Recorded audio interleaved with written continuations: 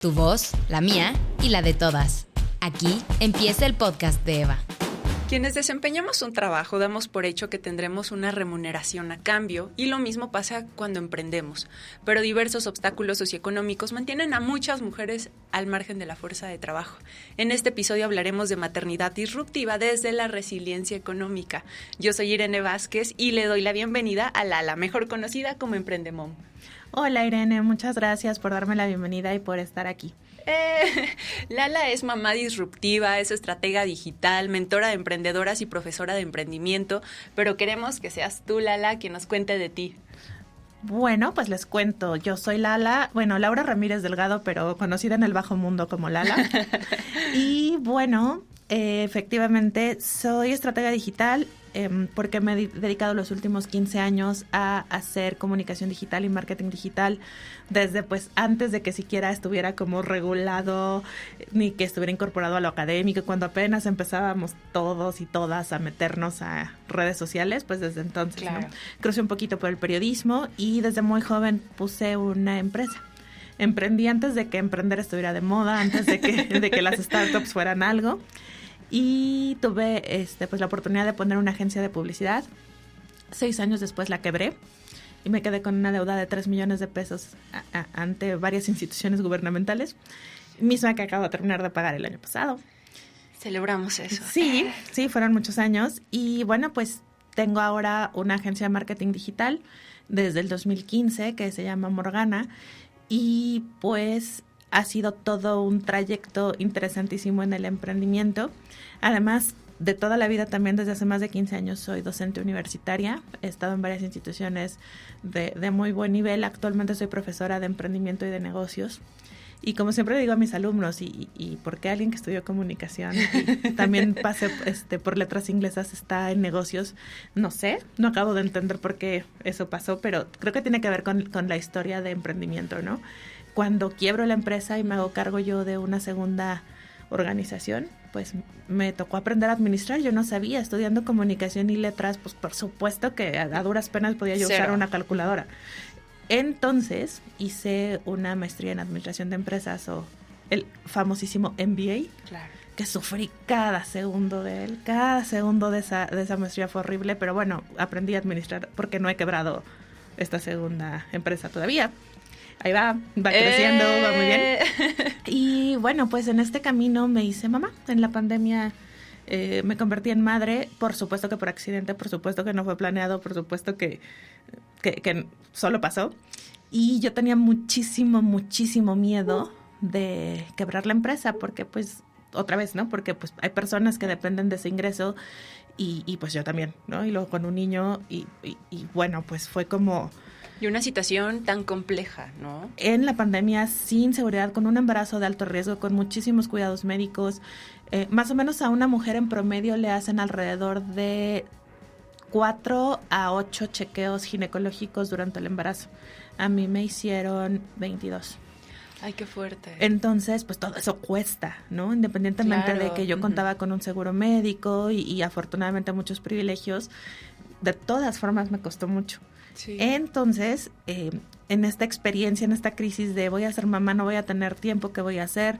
¿Cuánto va a costar? Estamos en pandemia, ¿qué va a pasar con el negocio? Cuentas cerrando, clientes cancelando contratos. Pues logré sacar adelante la empresa y pues ahí está, mi hijo todavía sobrevive. Entonces decidí que no quería pues que más mujeres estuvieran pasando por este tipo de crisis. Y también, bueno, yo siempre he pensado que las mujeres permanecen, uno de los factores importantes por los que permanecen en situaciones violentas, de violencia familiar o de infelicidad, es por un tema de no tener libertad económica.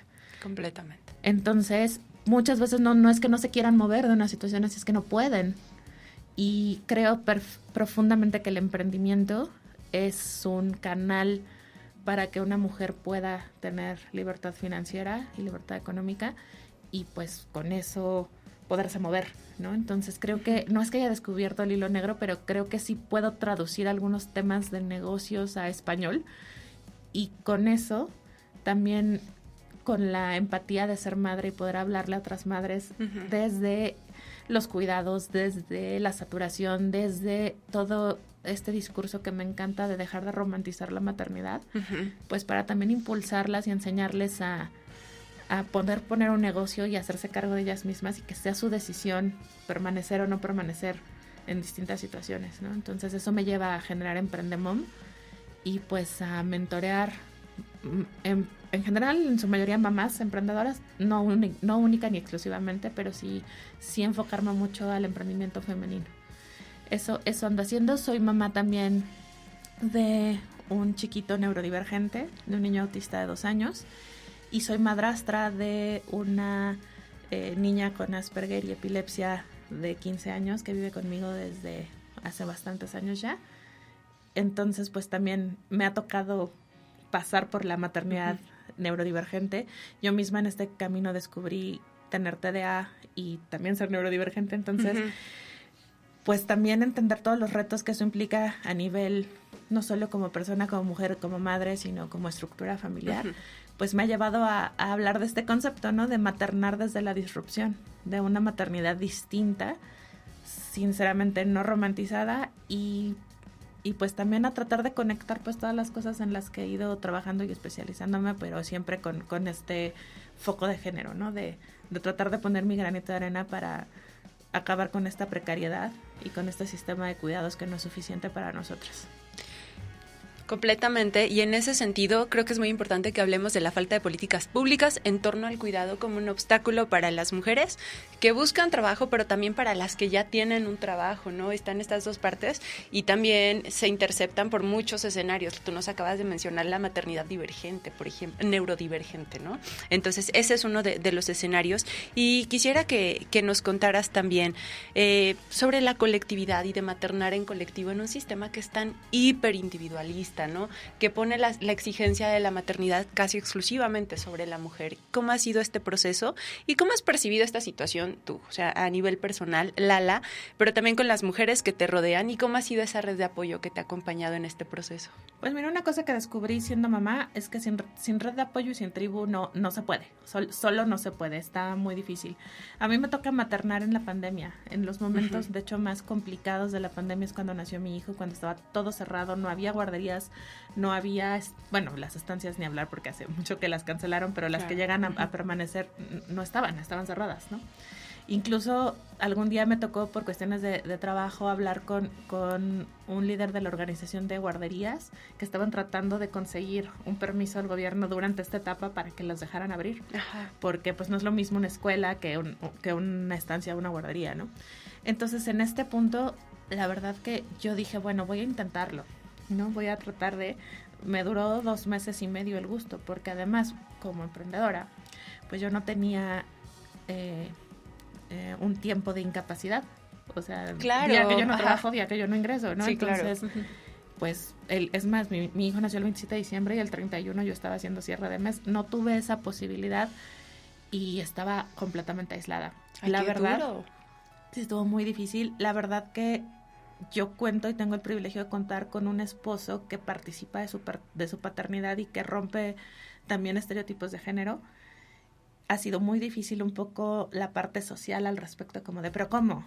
O sea, él cuida al niño, ¿pero cómo? Él te ayuda a limpiar la casa como si yo estuviera en 1922, ¿no? Sí, así, claro. Ha sido muy difícil eso para nosotros dos, como con nuestros grupos sociales y con un poco más espacios abiertos, porque no es típico, ¿no? No, él no me ayuda, él ejerce su paternidad, es lo que tiene que hacer, por algo también tuvo un hijo, y que le cambie un pañal no es una ayuda. Claro, no es de buena onda. Ajá. Es lo que tiene que hacer. Y él lo hace muy gustoso, y esa fue mi primera red de apoyo porque estábamos aislados, ¿no? Entonces estábamos los 4 viviendo en un departamento, y fue pues, yo tengo que chambear, yo tengo que dar clases, yo tengo que hacer cosas. Mientras tanto, pues tú cuida al niño. Yo tuve también la posibilidad de eventualmente contratar una niñera, porque mi mamá, que usualmente pensamos, ¿no? Pues háblale a tu mamá, que la abuelita cuida al niño. Mi mamá es una mujer joven y activa que me tuvo muy, muy joven, muy chiquita, me tuvo a los 20, entonces ahorita está ella en etapa laboral activa. Claro. Y pues en esta etapa de la pandemia, donde estábamos todos videollamada tras videollamada tras videollamada, ella me lo dijo, yo no te puedo cuidar al niño.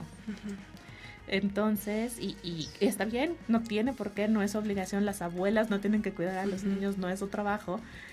Y y pues no contaba con ella en ese sentido, ¿no? Pero ella sí me pudo apoyar económicamente para poder contratar a alguien que se hiciera cargo al menos unas horas de mi bebé, mientras yo podía esas mismas horas enfocarme al 100% en trabajar. Entonces fui descubriendo cómo acelerar mis tiempos de productividad, mientras ahora sí tenía la completa garantía de que mi hijo estaba cuidado, porque también mi esposo trabaja, o sea, no es que se haya dedicado él al hogar.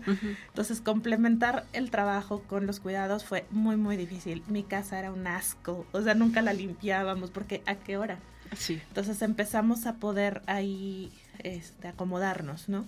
Ya que termina pues un poco la restricción pandémica, pues empezamos a trabajar más horas con la niñera de mi hijo, que por supuesto se ha vuelto así, ellos son uña y mugre y se aman, y qué bueno, porque eso quiere decir que qué paz, están qué contentos. Tranquilidad, sí.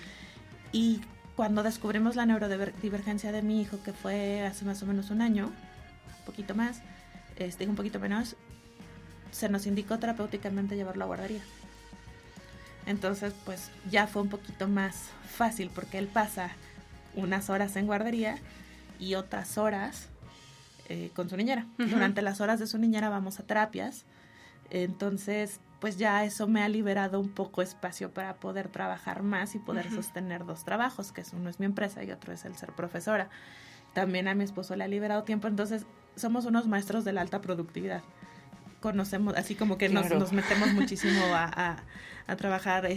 Y aprovechar cada minuto, claro, ¿no? Cada minuto. Lo que nos ha atorado ahora un poco es el tema de las terapias, porque hay que estar presentes, porque es otro tipo de requerimiento, y porque no estábamos listos como para regresar a esta situación de volvernos a hacer cargo de ciertos cuidados. Pero sin duda, respondiendo a tu pregunta, esa red de apoyo inicial que pues bueno, es mi pareja, es la niñera, un poco también mi mamá, desde el apoyarme económicamente en ese momento para poderla pagar en lo que pues el negocio volvía a su estabilidad, pues ha sido fundamental. También he encontrado apoyo, por ejemplo, en la institución académica donde yo estoy.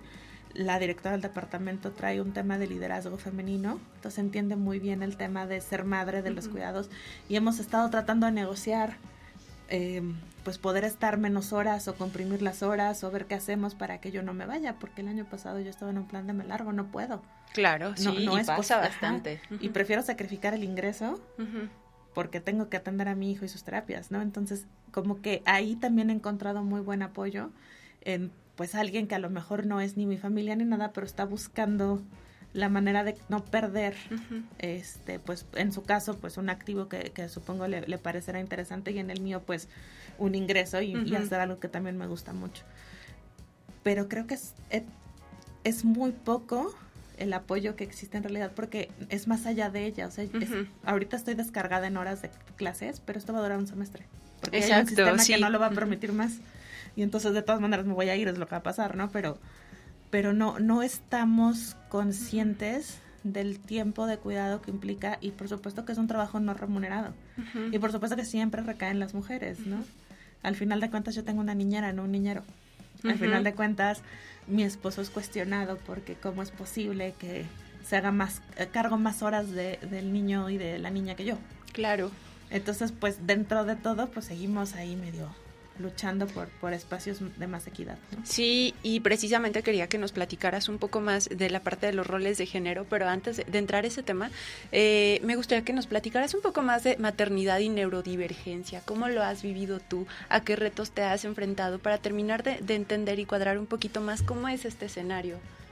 Pues bueno, ha sido el reto más fuerte, más fuerte que he tenido que enfrentar, porque hay una cosa de la que nadie habla. Cuando tú te vuelves madre, tienes la expectativa de que vas a tener un hijo, una hija, un hijo normal, entre comillas normal, ¿no? Que no va a venir mal.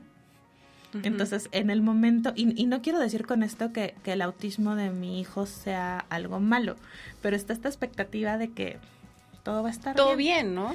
Entonces, cuando al año y medio me me llegan estas sospechas de un trastorno del espectro autista, yo ni siquiera sabía cómo referirme a esa neurodivergencia. Uh-huh. Entonces fue un luto y es una pérdida y es algo de lo que se tiene que hablar como madre. Uh-huh. Es decir, mi hijo va a poder ser independiente, mi hijo va a poder vivir sin mí. ¿Cómo le voy a hacer para que tenga todas las herramientas que cualquier mortal tiene? Ya deja tú educativas de privilegios. No. Estamos hablando de comunicarse, de ser independiente físicamente, de cosas que damos por sentadas, ¿no? Entonces, para mí fue un luto, fue una pérdida, fue un proceso muy complejo que he tenido que acompañar de mucha terapia y de mucho respeto también porque, pues, él no se merece que yo lo vea desde este lugar como, ahí vienes mal.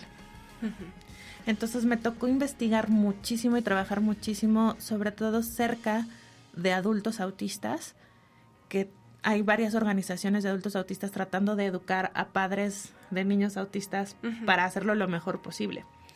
Entonces, luego me fui a entrevistar con mamás de otros niños autistas que he conocido sobre el camino, con adultas autistas, con neurólogos, con psiquiatras, con psicólogos infantiles, expertos en neurodesarrollo, con muchas cosas para tratar de entender pues qué es lo que iba a enfrentar. Uh-huh. Y entre más investigaba, más frustrante porque era como, es que no sabemos. Uh-huh. O sea, yo voy al día porque esto va a ir apareciendo en diferentes formas conforme él vaya avanzando en su desarrollo, porque lo detectamos muy temprano.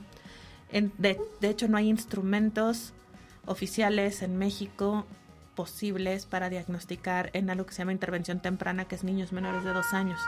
Generalmente el diagnóstico se hace ya que están más pegaditos a la primaria. Y esos años que pierdes son cruciales y pueden hacer toda la diferencia. Entonces, afortunadamente, pues, entre su pediatra, que detectó algunas cosas, y lo pudimos llevar a unas terapias de integración sensorial, entre estar investigando. Y que todo esto, por supuesto, es de manera privada, ¿no? Sí, es salud privada. Uh-huh. Carísimo. A mí, mi hijo y su neurodivergencia me cuesta más de 30,000 pesos al mes. Es una cantidad brutal y requiere muchísima libertad financiera para poderlo sostener, porque además, seguros médicos privados no entra. No entra, exacto. No entra, porque la mayor parte, hay algunas pólizas que sí lo tienen, pero la mayor parte del estándar de gastos médicos mayores excluye padecimientos psiquiátricos o padecimientos de neurodesarrollo. O padecimiento, tendría que ser algo neurológico y está expresamente excluido, en mi póliza al menos, autismo. Salud pública. Para que te respondan la posibilidad del tiempo de espera para poder hacer la pura evaluación del desarrollo es más de 1 año. Instituciones. Nosotros todavía seguimos esperando la respuesta de una institución. Entonces, decidimos sobre la marcha, pues ya no avanzar. Es por pura curiosidad que no hemos cancelado el trámite, a ver cuánto tiempo toma. Cuando nos respondan les diremos que no, porque no le queremos quitar el lugar a alguien que lo necesite, pero está muy saturado ese mundo, ¿no? Sobre todo en intervención temprana. Entonces, pues ahí pues mi red de apoyo reaccionó, mi familia reaccionó, incluso mis clientes, ¿no? Han sido como de, no, pues necesitas la lana, ¿no? Y qué importante que también menciones esta otra parte, ¿no? Porque es una faceta de tu vida y que forma parte o sea, es todo, un todo integral, no hay manera de aislarlo, ¿no? No hay manera, porque al final de cuentas, a lo mejor yo estoy en una videollamada, trabajo la parte de agencia desde casa, ¿no? Entonces a lo mejor estoy en una videollamada y mi hijo tiene una crisis, ¿se va a escuchar? No me voy a disculpar, no voy a decir nada, probablemente termine la llamada, pero tener que vivir como con esta conciencia de estarle diciendo a todo el mundo, tengo un hijo autista con estas características, perdón, no lo puedo traer por esto. Al principio me fue muy complicado y fue muy choqueante. Con el paso de los meses lo he ido incorporando mejor y sobre todo con mucha terapia. Entender que, pues bueno, como madre tengo derecho a sentir una pérdida, la tengo que transitar, la tengo que asimilar para después poder ser la madre que le represente el menor reto posible. Entonces, siempre lo que le pido a la familia es suelten las expectativas alrededor de él. Ni siquiera sabemos si va a poder ser verbal todavía. Ya tenemos algunas palabras, pero para su edad ya tendría que estar haciendo frases, ya tendría que estar haciendo otras cosas. Y también esto, ¿no? ¿Quién lo definió? ¿Quién dijo que ese era el estándar? Pues quién sabe, los niños chiquitos de pandemia están presentando un montón de trastornos de desarrollo y un montón de retrasos. Entonces a lo mejor el paradigma cambia y a lo mejor este deber ser es distinto. Pero ponerte desde este otro paradigma es complejo y para mí ha sido un reto súper, súper difícil. En el camino, además, pues como yo me puse loca de quiero investigarlo todo, sí. En el camino fue, pues, ¿esto dónde viene? Mucho, todavía no hay como una respuesta a eso, ¿no? Es como todo pasó, fue como una colisión de eventos entre mi embarazo de alto riesgo, que desarrollé preeclampsia del embarazo, que nació antes de tiempo, que estuvo una semana hospitalizado al nacer, muchas cosas, pero también pues los factores genéticos. Entonces fue de, a ver, vámonos todos a hacer pruebas. Alguien aquí está torcido, no por decirlo mal, pero pues bueno, ¿no? Entonces en el camino descubrimos la neurodivergencia de mi esposo, también autista no tratado, y eso para mí fue como lo más pacífico y liberador del mundo. Si él, sin tratamiento, es un adulto funcional, es muy probable que mi hijo también. En el camino descubrimos las neurodivergencias de mi hijastra. Ella es hija de él y tiene epilepsia, una epilepsia muy dura que necesita mucho medicamento para no ser convulsiva, y probablemente esté explicada a raíz de un trastorno del espectro autista. A ella no la hemos podido correr las pruebas necesarias oficiales para tener el diagnóstico. Hemos hecho previas y algunas cosas, algunas entrevistas con neurólogos y psiquiatras, pero también tiene que ver pues la opinión de su mamá, ¿no? Uh-huh. Al final pues su mamá es presente, también es importante, y no hemos logrado un acuerdo ahí para poder correr los diagnósticos, y no se va a hacer sin su autorización, por supuesto. Y en el camino descubrí la mía, ¿no? Porque fue de, bueno, pues vamos a analizarme yo también, y yo tengo TDA de predominio inatento, que además ahí hay un tema de un subdiagnóstico en mujeres terrible con el TDA, ¿no? Entonces cuéntanos, por favor, porque eso es súper importante también. Es muy importante, pues, como que ahora sí es haciendo la versión corta de esto, tenemos como el estereotipo de que el TDA es un niño generalmente varón que está corriendo en círculos sin control y no se puede parar. No es como este niño. Sí, que es incontrolable, ansioso, que es agresivo y que no puede socializar con nadie más. Pues hay muchísimas mujeres adultas no diagnosticadas con TDA, y particularmente un tipo de TDA que se llama de predominio inatento, que significa que esa locura que tienes ahorita de este estereotipo que tenemos está en tu mente. O sea, estas mentes que son... yo lo describo como si tuvieras tu navegador abierto con muchas pestañas al mismo tiempo, y estás pensando en mil cosas y tu cerebro no tiene un momento de silencio, y ya estás terminando de trabajar cuando ya llegó la carga mental del súper, y ya llegó la carga mental de es que mi casa, es que mi mascota, es que mis hijos, es que mi trabajo, y ya regresaste, es que quiero esto, y estás como constantemente en un discurso pues muy saturado. Eso es trastorno de déficit de atención. Y lo que ha pasado es que a lo largo de los años es, no, pues es que está loca, es que está hormonal porque está embarazada, es que en el posparto te pones hormonal, es que eres muy emocional, es que eres distraída, es que a las mujeres no se les da. Y el clásico, ya eso te va a pasar. Es que estás en tus días. Entonces, no hay mucha especialidad en psiquiatría y en neurología alrededor de tratar mujeres, y esto es un tema que se está viendo a nivel mundial.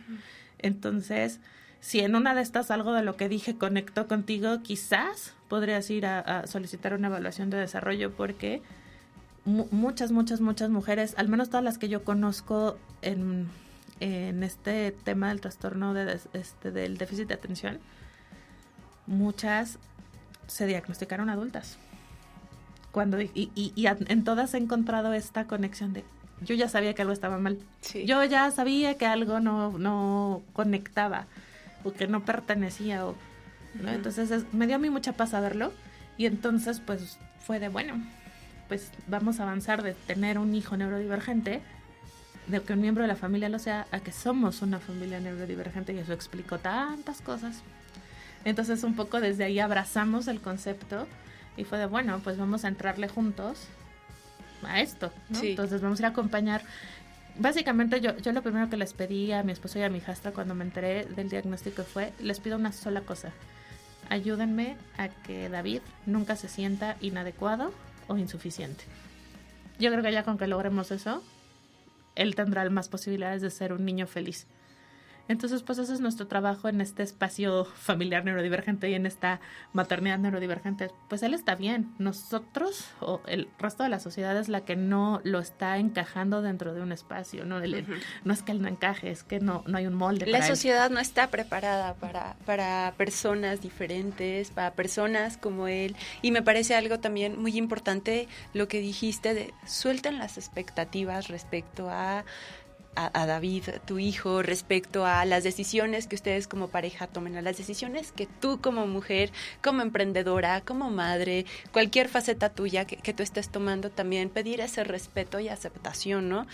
Lala, y en ese sentido quisiera que nos platicaras un poco cómo has vivido este entorno y el confrontar también una serie de mandatos que muchas veces vienen de nuestra familia extendida, de ciertas redes con las que convivimos, que sobre todo hacia nosotras las mujeres se tienen una serie de expectativas e ideas de cómo deberíamos ser, de cómo tendríamos que ser las mujeres que trabajamos, las mujeres que están en pareja, las mujeres que son madres. ¿Cómo lo has enfrentado tú y cómo has aprendido a poner límites y también a decir, esta soy yo y así me acepto, estas son las decisiones que tomo y que las otras personas lo acepten, ¿no? Ha sido muy retador porque pues justamente existen estos mandatos, ¿no? Este patriarcado que nos dice que la mujer se tiene que quedar en casa, cuidar a las niñas y que el hombre tiene que salir a conseguir la comida, ¿no? Básicamente. Entonces, a mí me pasó que crecí en una contradicción familiar, porque por un lado mis papás se obsesionaron con educarme para que yo fuera independiente y no me dejara impresionar por ningún hombre, al menos no desde la parte económica, ¿no? Como que siempre les preocupó mucho eso. Yo no tengo hermanos ni hermanas vivos, mis papás tuvieron otro hijo cuando yo estaba pequeña y falleció de bebé, entonces pues no soy hija única, pero tampoco es que tenga hermanos sobrevivientes ni hermanas, entonces como que tenían esta angustia de que eso fuera a ser un tema en mi vida, ¿no? Entonces, por un lado me dijeron, sé independiente económicamente, estudia, prepárate, ten dinero, genéralo, pero por el otro lado mi familia es muy tradicional. Entonces mi papá es este señor tradicional de su generación, que no lo voy a juzgar, así lo educaron y para él así está bien. Y yo ya hice las paces con dejar de quererlo cambiar. Claro. Y pues para él es importante pues ser el atendido en casa, ¿no? O sea, él te puedo decir anécdotas como que le llevaban el desayuno al buró o sea, él llega y exige su cena y entonces mi mamá la tiene que hacer. Mi mamá dejó de trabajar cuando yo tenía más o menos unos 4 años y pues aunque fue su decisión y siempre ha sido, es que tú me lo pediste, ¿no? Ella dice que yo de niña le dije, por favor, no trabajes. Punto que sí, pero creo que más bien fue un mandato social al que ella no tuvo la energía de enfrentarse simplemente, o no quiso, y está bien, ¿no? Y qué importante que lo menciones también desde allí, ¿no? O sea, porque también es una cuestión de qué puedo enfrentar en este momento, ¿no? Claro, yo creo que mi mamá en los 80s, por supuesto que no podía enfrentar ningún tipo de confrontación ni de reacción a este mandato. Entonces, en esta contradicción donde se me modela una cosa pero se me dice otra, pues por supuesto que yo elegí el camino pues más feminista, ¿no? Para hacer enojar a mi papá. No, es verdad, no fue para eso, pero pasó.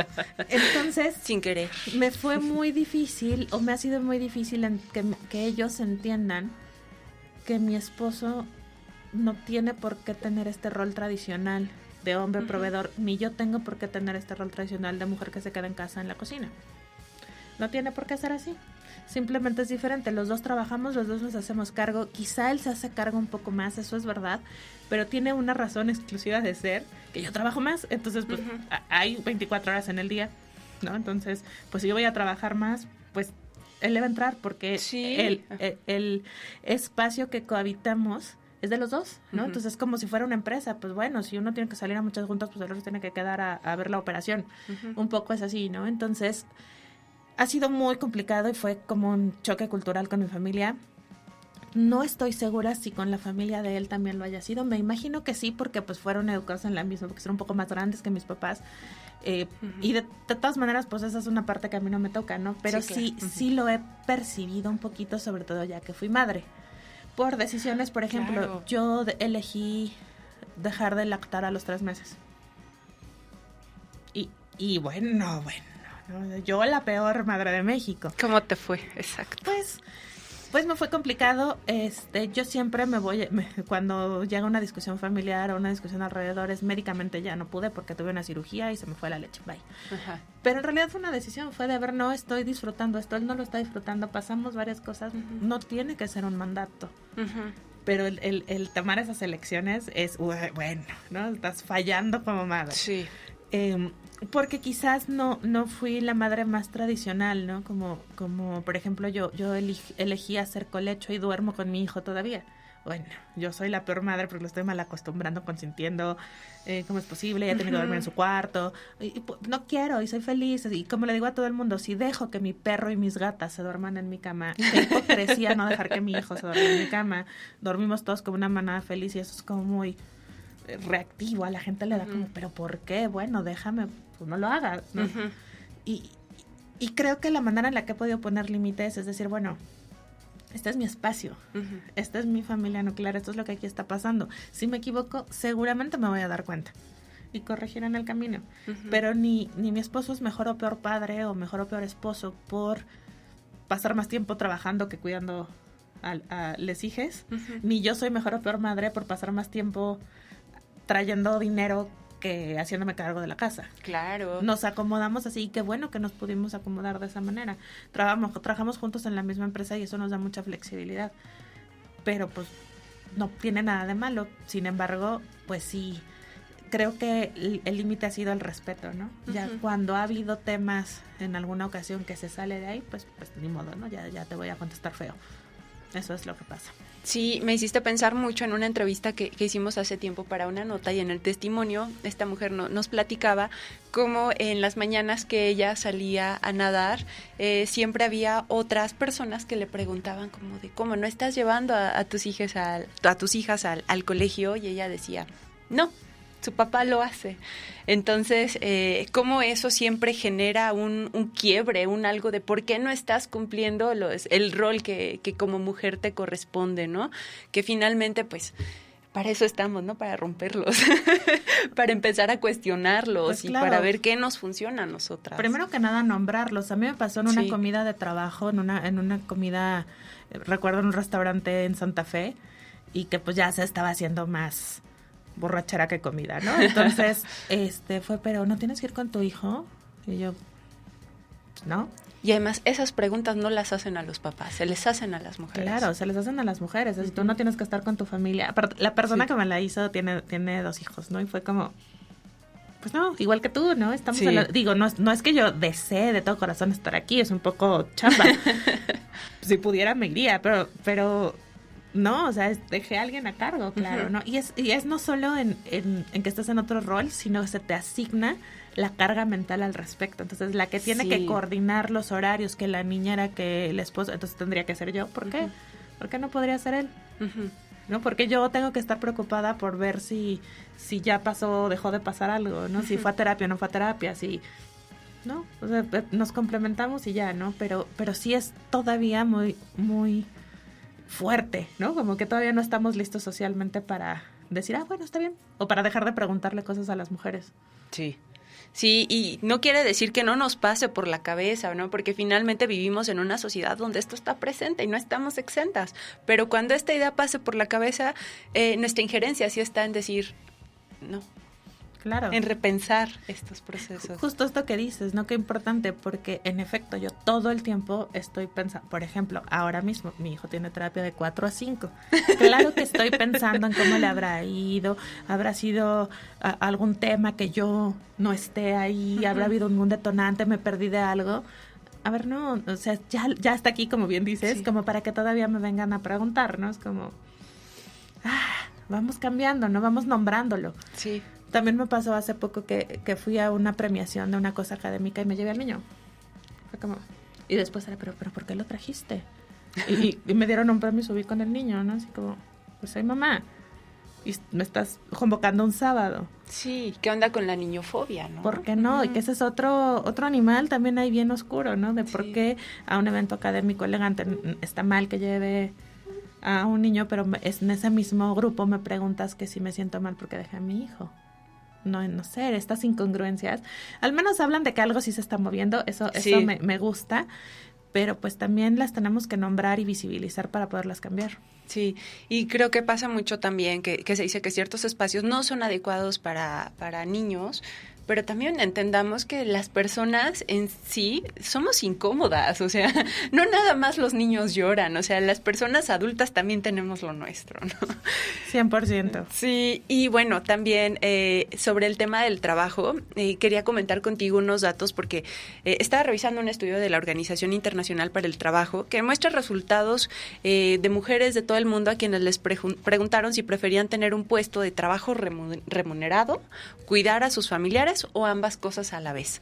Y por supuesto que los datos indicaron que independientemente de la situación laboral que en ese momento tenían las mujeres, el 70% respondieron que preferían tener un trabajo remunerado. Claro, ¿no? Pues claro. Entonces, sabemos que este tipo de decisiones, o sea, si a mí me preguntas, ¿quieres tener un trabajo remunerado o cuidar a alguien y que no te paguen por hacerlo? Pues por supuesto que quiero tener un trabajo remunerado, ¿no?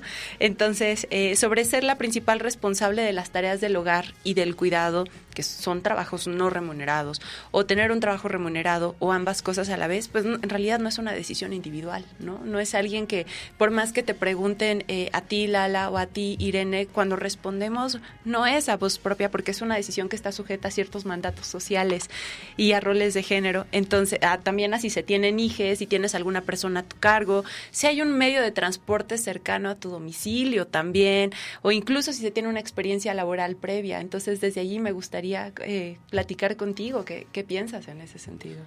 Bueno, creo que primero que nada, esto se hizo en diferentes partes del mundo, pero creo que particularmente Latinoamérica, particularmente México, y si lo aterrizáramos más, porque es bien diferente el México urbano que el México más rural, ¿no? Pero pensando un poco en nuestro país, a ver, no tenemos las condiciones necesarias muchas veces para poder elegir.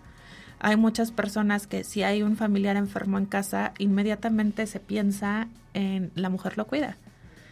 No está sujeto a cuestionamiento, ¿no? Y ahora que lo decías, pienso un poco en mi madre, que cuando enfermó y falleció su suegra, ella se hizo cargo, ella dejó de trabajar y ella pues no era ni la hija, ¿no? Era la nuera, ¿no? Y es estos mandatos que tenemos como muy ahí puestos, ¿no? Pues, patriarcales, por supuesto, y que la verdad empujan a muchas mujeres a no tomar decisiones alrededor de su desarrollo profesional. Pues por eso, ¿no? Y justo lo acabamos de ver con lo que sucedió con la primera ministra de Nueva Zelanda. Sí. Lo acabamos de ver. O sea, justo hoy leía algo que decía, es que no es suficiente con atravesar el techo de cristal. No.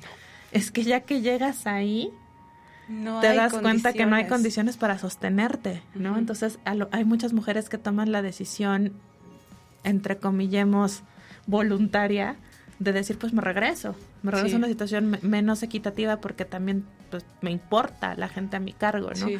Y creo que a veces eso es lo que pasa, que hay quienes creen que porque trabajas remuneradamente, porque todo el mundo trabaja, pero trabajas remuneradamente, entonces no te importa emocionalmente tu gente, no tu familia, tus hijas, la gente con la que estás conviviendo y cohabitando, y no tiene nada que ver. Que además ese es un enfoque súper patriarcal. Súper patriarcal. ¿Y qué es lo que pasa? Es un poco una trampa, ¿no? ¿Qué me sucede a mí? Que yo puedo ingresar, la verdad, que una buena cantidad de dinero a mi hogar, pero tengo que contratar personas que puedan tomar ciertas tareas de cuidado y de atención básica de la casa. Entonces es un poco una trampa porque ahora necesito ese dinero para poder sostener a estas personas. Pero entonces ya, si yo renunciara, si yo dijera, bueno, ya me dedico 100% al hogar, que está bien, quien lo pueda hacer y quien lo decida hacer, qué maravilla, siempre y cuando sea una elección. Entonces, ¿qué pasaría con esas personas? ¿Qué pasaría con ese ingreso? ¿Qué implicaciones tendría? Sí. Entonces, no es una decisión individual, es una decisión en colectivo, ¿no? Y re compleja. Y muy compleja porque además, pues tenemos muy anclado el cuidado a la maternidad y no necesariamente. No todas somos madres, pero todas terminamos cuidando. Y eso es muy fuerte también. Sí, también desde las ciencias muchas veces se ha tenido esta idea en torno a que las mujeres nacemos con cierta parte que nos permite ser más cuidadoras, ¿no? Como que es algo natural a ser mujer. Y, o sea, no. No, obvio no. Es más, es como esta creencia de un instinto maternal. A ver, no, yo en el segundo que mi hijo salió de mí, no se me despertó místicamente una capacidad brutal de poderlo cuidar. Por supuesto que no, por supuesto que yo estaba en shock, en crisis, no sabía qué hacer. Es más, el que supo qué hacer mejor que yo, pues fue mi esposo, porque ya tenía una experiencia de paternidad previa. Ajá. El que sabía cómo cambiar un pañal, el que supo qué hacer, fue él. Cuando mi hijo se fue al hospital, que fue al día 5 de nacido, el que ingresó al hospital con el niño fue él, y yo me quedé afuera llenando papeles. Y yo recuerdo a mis papás en shock de ¿por qué no estás tú adentro si tú eres la mamá? Y yo, pues porque no puedo, no quiero, no voy a saber qué hacer, y esto sí lo sé hacer muy bien. Mejor que él, que lo puede cuidar mejor ahora, porque yo estoy en un momento emocional que no me va a dar, que le transmita paz, que le transmita tranquilidad, pues así sea, ¿no? Y estas creencias están ancladas a que son realidades.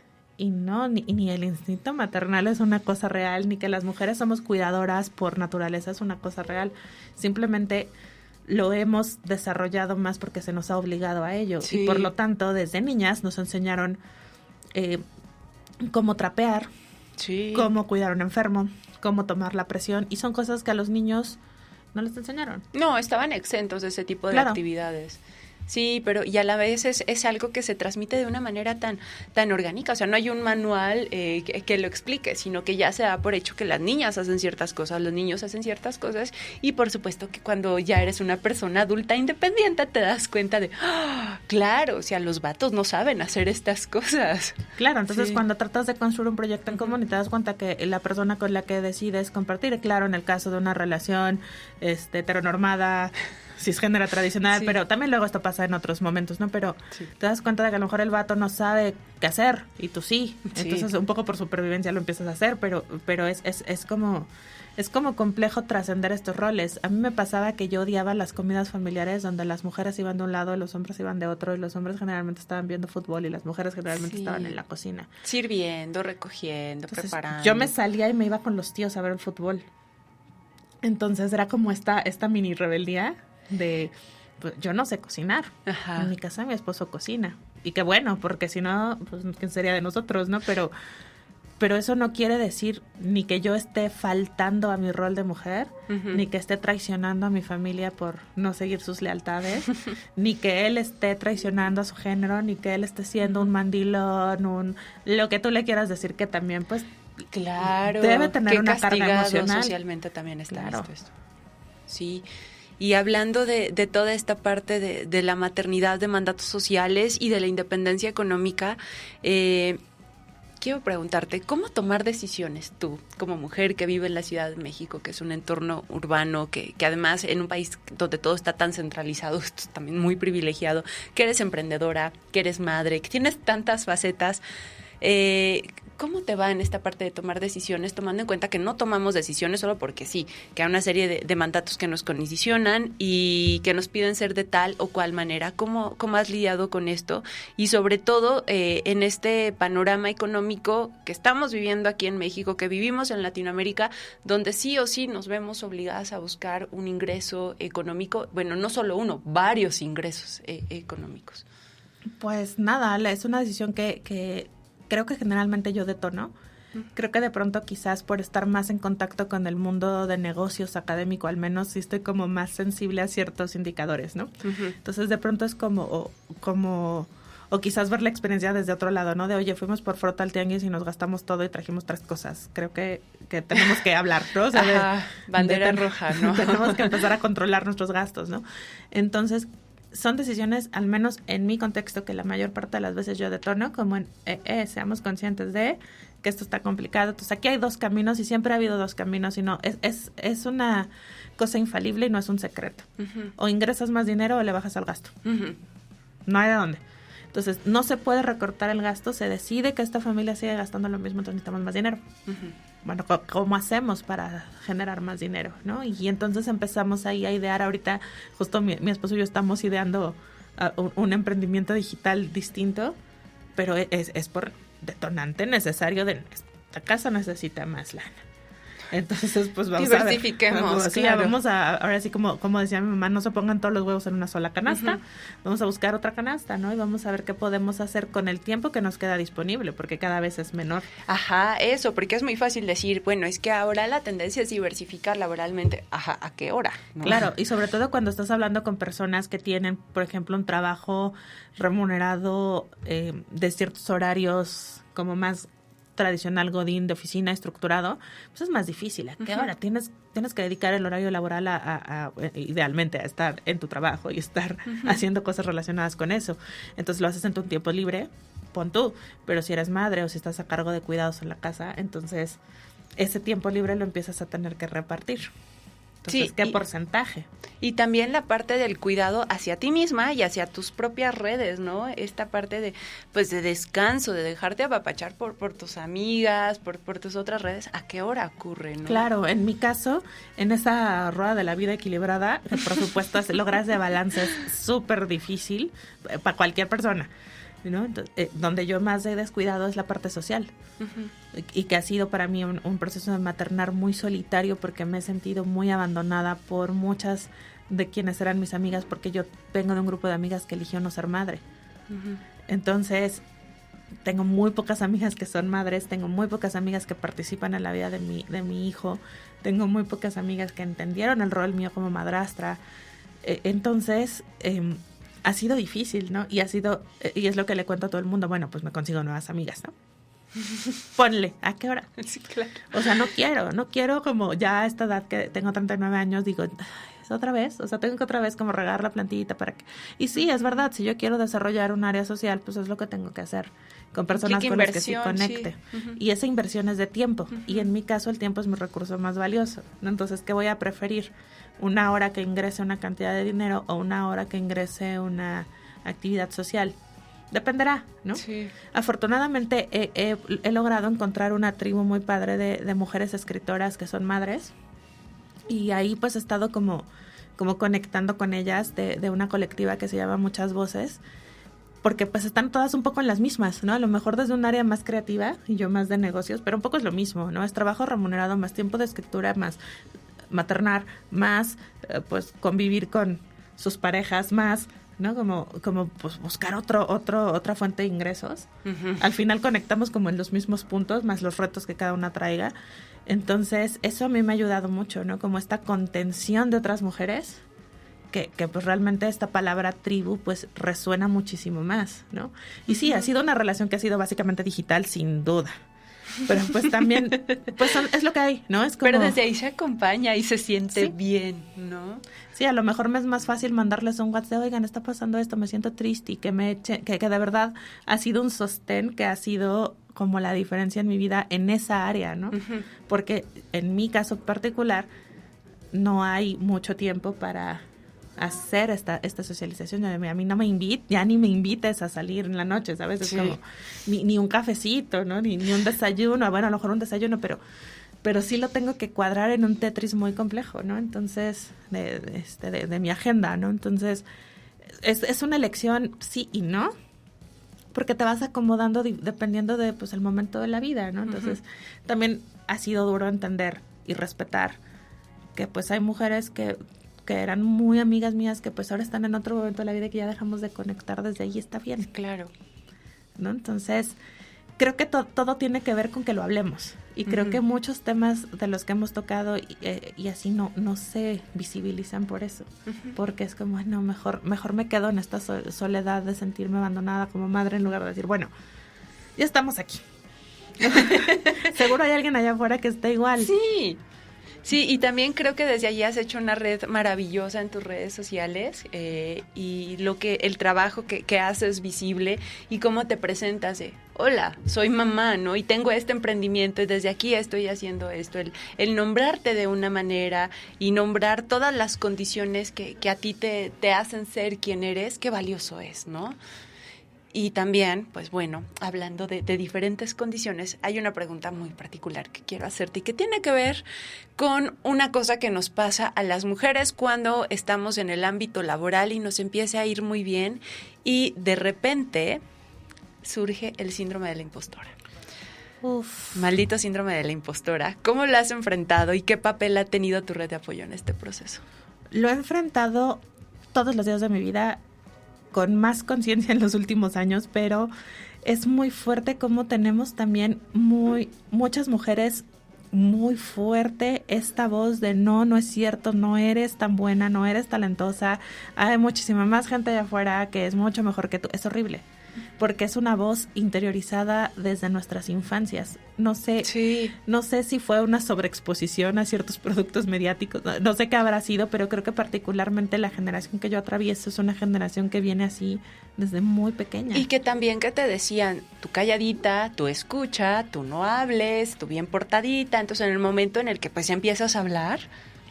Claro, y es muy difícil porque creo que tiene todo que ver con el autocuidado. Si tú no crees que tú valgas lo suficiente o seas lo suficiente para cualquier cosa, entonces ahí mismo te empiezas a sabotear. Uh-huh. Entonces, para mí ha sido fundamental mi red de apoyo para decirme, no es cierto, si eres buena. No es cierto, sí funciona, ¿no? Claro. Y también lo que me ha pasado y me ha ayudado a mí muchísimo es ser profesora, porque al tener enfrente a mujeres jóvenes, mi mínima obligación es decirles que eso no es verdad, que ese síndrome de la impostora tiene que salirse afuera del aula, ¿no? Entonces, al tanto repetírselo a ellas, creo que acabo también por conectarlo e interiorizarlo, porque creo que lo mínimo que podemos hacer con los que siguen, también con mi hijastra me pasa un montón, que cree que no es suficiente. Claro que es suficiente, tiene un reto, tendrá diferentes y cada quien tiene los suyos, pero cuesta mucho trabajo como hacerlas conscientes y repetir. Y si para gente joven que tiene que tuvo otro tipo de exposición, que tuvo otro tipo de paternidades y de maternidades, hablando de sus padres, ¿no? Le cuesta, pues a nosotros que estamos aquí en esta tragedia millennial, pues claro que nos va a costar mucho más, ¿no? Entonces, creo que lo que me ha ayudado a acabar con el síndrome de la impostora es ser consciente que existe. Eso es como lo primero, y sí tocar base. Cada que yo me siento insegura, pregunto, ¿lo estoy haciendo bien? Y me pasa mucho como mamá. Todas las noches le pregunto a mi esposo, ¿soy buena mamá? Si crees que soy buena mamá y de deja tu profesional y eso, pues como sea, es más, para mí es como más banal, como un poco más, pues bueno, las credenciales hablan, no me han corrido, no he perdido clientes, eso quiere decir, ¿no? Son los datos de que lo estoy haciendo bien, pero como mamá, ¿no? Entonces, como madrastra, también es una pregunta bien ruda para mí, porque pues comparto el escenario con una madre presente, ¿no? Entonces es como, ¿hasta dónde me meto? ¿Hasta dónde no? Y ahí es a mí donde más me pega, ¿no? En mi ejercicio de maternidad, de si lo estoy haciendo bien o no. Pero creo que justo tocar base, y no porque necesite una validación externa, pero creo que el solo verbalizarlo y mostrarlo ya me hace solita decir, sí, al menos estoy tratando de mejorarlo, ¿no? Estoy siendo consciente de que esto está costando trabajo. Y sin duda ha sido mucha chamba de muchos años de terapia. Muchos años de terapia me respaldan. Lala, qué maravilla escucharte. Muchas gracias por todo lo que acabas de compartirnos. Ha sido muy valioso y también se siente como un apapacho al corazón todo lo que nos has dicho, porque finalmente son procesos... Yo no soy madre y desde allí pues no podría decirte que me identifico contigo, pero me identifico contigo en muchos otros sentidos, en una serie de mandatos y sobre todo en esta voz interna que todo el tiempo nos está cuestionando, y qué maravilla desde ahí tener estas redes de apoyo que nos dicen, estás bien, vas bien, tú puedes, ¿no? Claro, es importantísimo. Y también pues esto, ¿no? Creo que ahorita hay una cosa esencial rapidísimo que tocar. Quienes somos madres es una de muchas cosas. Sí. Quienes no son madres es una menos de muchas cosas. Somos mujeres multifacéticas con muchas áreas, y pues desde ahí estamos tratando de hacer un poquito un espacio más parejo para todas, ¿no? Entonces, muchísimas gracias por invitarme, muchísimas gracias por dejarme contarte todas estas cosas, y yo encantada de compartir y pues de seguir construyendo tribu. Gracias, Lala. Por favor, dinos dónde podemos encontrarte, dónde te pueden buscar en nuestras comunidades. Pues en todas mis redes sociales estoy como Lala Emprendemom, en todas. Así que donde quieran ahí estoy para lo que se necesite. Ahí mismo está pues mi sitio web, ahí están también mi WhatsApp directo en las redes por cualquier cosa. ¿Tu podcast? Y pues mi podcast se llama Emprendemom, está disponible en todas las plataformas podcasteras y pues próxima a estrenarse su tercera temporada. Muy bien por eso y muchas felicidades, Lala. Gracias por acompañarnos. Muchas gracias por escucharnos, por vernos. Recuerden que si nos están viendo en YouTube, este episodio también está disponible en Apple Podcast, está disponible en Spotify. Y pues muchas gracias por seguir hasta acá. Les invito a seguirnos en nuestras redes sociales. Estamos en todas como La Cadera de Eva. Nos vemos el próximo martes.